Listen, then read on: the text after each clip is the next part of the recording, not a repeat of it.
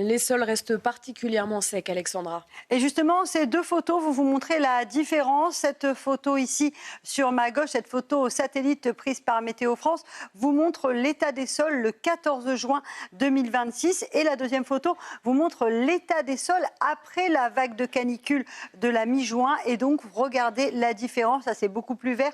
On voit que c'est beaucoup moins sec, alors qu'après cet épisode caniculaire intense et exceptionnel que nous avons vécu entre le 23 et le 26 juin, vous montre que petit à petit, évidemment, la sécheresse est bel et bien au rendez-vous, avec des sols particulièrement secs sur les trois quarts du pays. Pour faire simple, cette chaleur a grillé la végétation avec ces conditions météo très sèches. On n'a pas eu de pluie depuis quelques semaines et on n'aura pas de pluie dans les 10 prochains jours. Donc une situation catastrophique qui favorise justement le risque d'incendie dont on vous parle depuis quelques jours. Situation catastrophique en direction des régions méridionales, avec le vent qui se renforce et avec donc ces sols particulièrement secs. Alors oui, les nappes phréatiques sont bien remplies à l'échelle nationale. On a eu énormément d'eau ces derniers mois, mais malheureusement, la sécheresse de surface est bel et bien au rendez-vous et va se renforcer. Regardez donc la preuve en images avec ces deux images satellites. Au programme aujourd'hui, pas de précipitations, un temps relativement nuageux ce matin le long de la Garonne, encore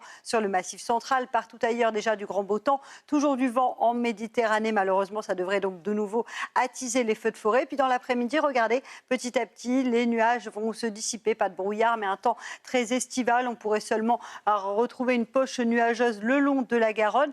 Le vent se maintient en Méditerranée et les températures grimpent d'un cran. On vous en parle depuis quelques jours déjà, avec de la grande douceur déjà au lever du jour, notamment du côté de Marseille ou encore de Nice, avec déjà 24 degrés. Et puis dans l'après-midi, on gagne quelques degrés, notamment sur les régions du nord. Il va faire beau, il va faire chaud aujourd'hui. 29 degrés à Paris, 30 degrés en Bourgogne, 29 à 30 degrés le long de la Garonne. Et puis cette chaleur caniculaire qui se maintient autour du golfe du Lion. Il fait très très chaud à Marseille ou encore à Montpellier, avec 35 à 37 degrés. Le week-end s'annonce estival, du grand beau temps, peut-être quelques orages en montagne, maintien du vent en Méditerranée et des températures encore plus chaudes, puisqu'une nouvelle vague de chaleur est attendue à partir de dimanche, et des températures qui pourraient localement parfois avoisiner les 34 à 35 degrés, notamment dans le sud.